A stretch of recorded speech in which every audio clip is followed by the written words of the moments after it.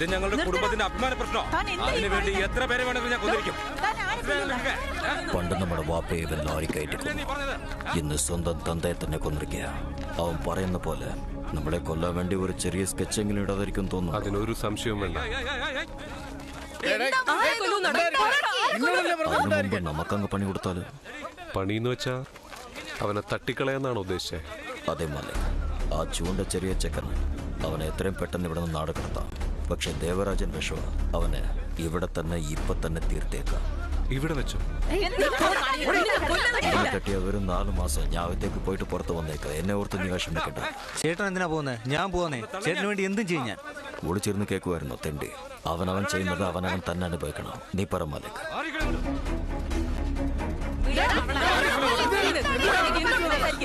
എന്തൊക്കെയാണേലും അവളുടെ ചേട്ടനല്ലേ, അതുകൊണ്ടാണ് ഞാൻ ആലോചിക്കുന്നത്. അവളുടെ അടുത്ത് അങ്ങ് ചോദിച്ചാ പോരെ.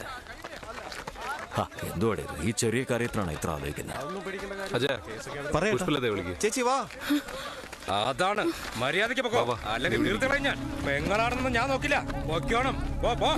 എന്റെ അച്ഛനെ കൊന്നിട്ട് അവന്റെ സംസാരം കണ്ടില്ലേ?